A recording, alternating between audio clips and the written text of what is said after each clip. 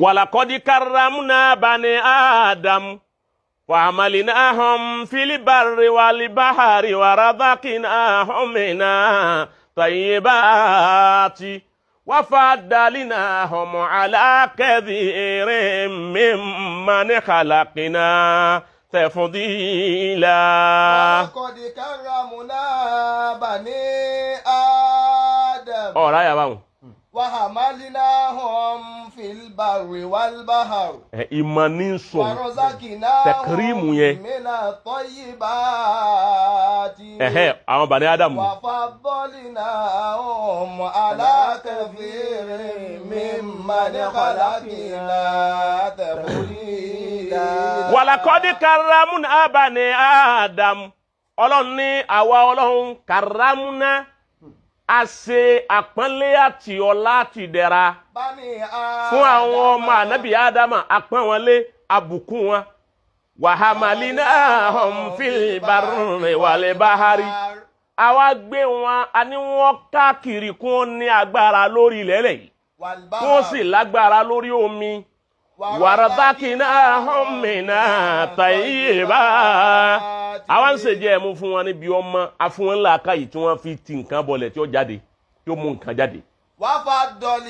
ẹ wo nǹkan ń bọ̀ ورزقناهم من الطيبات a ṣèjẹ́ ẹ̀mú fún wọn níbi ntọ́mọ́ ilẹ̀lẹ̀ ó ti yé báwọn ntọ́ba a fún wọn ní mímọ̀ ìmọ̀ ló fi ṣe kàrámúná tó wíwùn torí tí ọba sí mímọ̀ ni ìmọ̀ ló bí kí a ti nǹkan bọlẹ̀ ẹjẹ́ a ti nǹkan bọlẹ̀ yóò mú nǹkan báyìí jáde.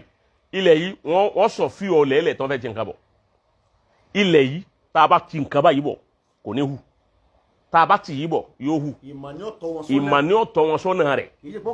ọ̀hún kọ̀ọ̀kan ní sàdédé ṣe gbogbo àwọn àgbẹ̀ tí wọ́n ń bẹ lóko òun Bani Ádámà ni wọ́n inú karama tọ́lọ̀ ń ṣe fún àwọn tí ń jẹ́ karamu tiwọn tí ń jẹ́ karama tiwọn ni pé àwọn mọ̀ nípa gbogbo ohun tí ń bẹ ńlẹ̀ẹ́lẹ̀ àti ní tí ó jáde ńbẹ̀ ló já sí pé àwọn àgbẹ̀ òun náà òní mímọ̀ ni wọ́n lè má gbé èbó wọ́n lè má gbọ́ lárúbáwá àmọ́ ní fíìdì tilẹ̀ẹ́lẹ̀ òní mímọ̀ ni wọ́n. àwọn tí ń pa ẹja gbọ́ àwọn tí wọ́n pa ẹja bí àwọn àlàjẹ bí àwọn tápà àbáwọn kẹtọ́ pé àwọn mọ inú odò wọ́n mọ odò kódà tí wọn ò bá ti rí ẹja tó bá dún wọn kí ẹja báyìí ló gbọ́dọ̀ wà ní odò yìí. òtí láwọn nǹkan tí a fi ń sọ̀fáìfù láyé ìmọ̀ náà làwọn náà onímọ̀ ni wọ́n lè má kíwú wọ́n lè má kàwé ó ti yé báwọn onímọ̀ ni wọ́n. kódà ń bi tí Nàìjíríà yìí tá a mọ bí ìlú yìí ti rí ìlú yóò fálù nǹkan mi lẹ́yìn tó bá ti lè ṣe èbó nìkan òun Nàìjíríà fálù tí kì í bá ṣe bẹ́ẹ̀ Minister of Agriculture ìbílẹ̀ ẹlẹ́ni jẹ́ agriculture ayébẹ̀ kọ́ ni àgbẹ̀ ló yẹ kó fi ṣe padà bí ọ̀mọ̀wé kó wá òun gbìfọ̀ kó wá ẹni tó gbé èbó wọn máa tẹ̀lé ní tí bá sọ wọn tún ṣe èbó bó ti yẹ kó rí nu. àmọ́ bẹ́ẹ̀ ọba ti kàwé kò sí mà tó lé nítorí ọba ti kàwé wọ́n lò wúlò òun ló sì mọ ilẹ̀ ẹlẹ̀ ẹni ó jẹ́ Minister of Agriculture kíní gan lóun ní lérí gbogbo alágíríkì ó ti yé báwọn àgíríkì ẹ mú lọ bí ilẹ̀ ẹ mú lóko ẹ fi yàn ní hàn pé èpè wo nìyí kò ní mà kò lè mọ̀ kí Minister of Agriculture kọ́mọ lè mọ ilẹ̀ tá à ń pè ní kọ́mọ lè tá à ń pè ní ògiri tọ̀ kọ́mọ lẹ̀dú kọ́mọ yanrìn kọ́mọ gbogbo ẹ̀ àmọ́ torí pọ́ kàwé ìwọ́sàjòkó mbẹ̀ òun yóò tún máa lè bi àwọn àgbẹ̀ lóko pé ẹ̀rẹ́kùn bó láṣẹ yìí irú àgbẹ̀ wọn ló yẹ ká fi síbẹ̀ kọ́dà bí ò gbé èbó ẹ̀wẹ́ ni tó gbé èbó torí pé n tó wúlò fún un gẹ́gẹ́ bẹ́ẹ̀ ní bẹ́ẹ̀ ń dìjí iṣẹ́ àfànà ó ti yé báwọn àwa ṣe àánú fún ànábì Ádámà. ورزقناهم من الطيبات. a ṣe jẹ́ ẹ̀mú fún wọn níbi ìtọ́ máa. وفضلناهم على كثير ممن خلقنا تفضيلا. وفضلناهم ọlọ́run la wá gbé wọn agbé ọlá fún ànábì Ádámù. على كثير ممن خلقنا تفضيلا. a ní kí wọ́n ju àwọn táwọn ọlọ́run dá lọ a ní ọlá wọn ju gbogbo ntí àwọn ọlọ́run tada lọ ọmọ ànábì Ádámà aju màláíkà ọlọ́run lọ ọlá tọ́lọ́run gbé fún ọmọ ànábì Ádámà ojú tó àwọn màláíkà lọ. ọgbọ́ mo yóò dání wáhùn ọlá tọ́lọ́run gbé fún ọmọ ànábì Ádámà ojú tó àwọn màláíkà lọ. ọ̀tọ̀ tún nù fíìdì kan nìyẹn tá tún wọ̀. ọlá tọ́lọ́run gbé fún ọmọ ànábì ádámà ó ju ta òun náà ní mímọ́ ọmọ ànábì ádámà ní mímọ́ ju màláíkà lọ ọmọ ànábì ádámà ní mímọ́ ju màláíkà ọlọ́run lọ ọlọ́run náà ló sì ṣe bẹ́ẹ̀ ara faddalnahu ala kathirin mimman khalaqna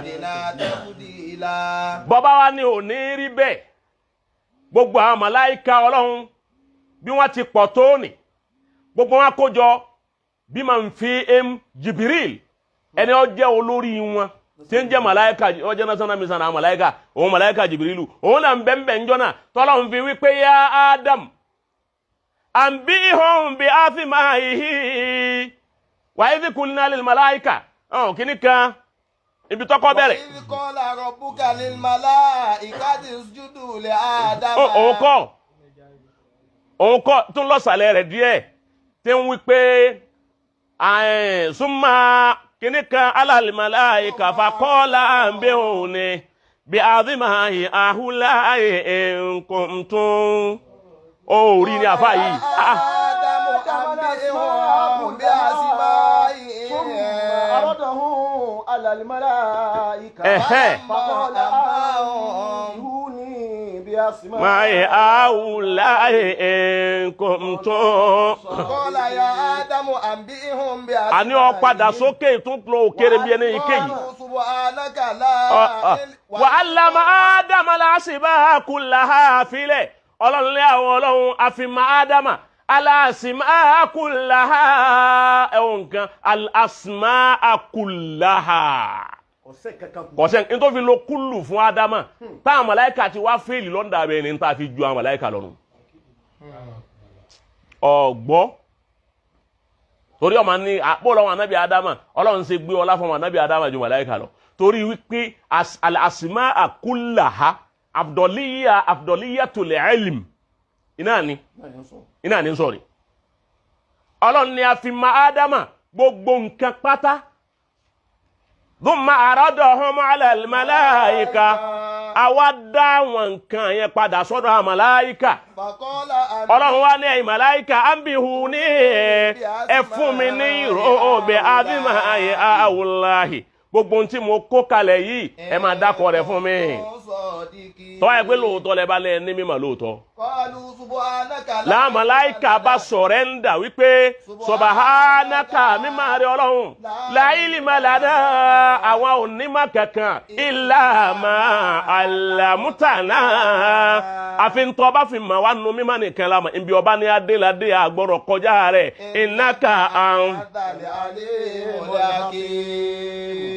ọwá wíbẹ̀ tán ọlọ́run ẹsẹ̀ wa kọjú sáà pé wọ́n fèèlì nù ó sì yé bá wọn mọ́nù ọlọ́run wá ní ya Adam ìwọ Adam anbihum bi adhma'ihi bá ń máa ṣàlàyé fún wọn kọ́ wọn anbihum bi adhma'ihi máa kọ́ wọn ní gbogbo ń ta kó kalẹ̀ yìí falama anba'ahum bi adhma'ihi gbàtọ́ wa bẹ̀rẹ̀ sí dákọ̀ rẹ̀ fún wọn eléyìí ní kíní eléyìí ní kíní eléyìí ní kíní bá a ti lò yìí rè gbogbo ẹ̀ èyí wọn ni gbogbo tí ọmọ ànábì Ádámà ó lò láyé táàfi sọ̀fáìfù ayé gbogbo mà pátá ìran àmà tá a lò láyé táyì sọ̀fáìfù ayé ìmọ̀ wa gbogbo ìran àmà láyé tá a lò ọ á sọ bẹ́ẹ̀ fún wa ọlọ́run wa ni alámọ̀ akúnlẹ̀kùn èyí sọ fún yín ẹ̀yin màláíkà inni a'lamu ghaiba samawati wal ardi èmi mo máa ń tọ́pà má sínú ilẹ̀ àti sánmà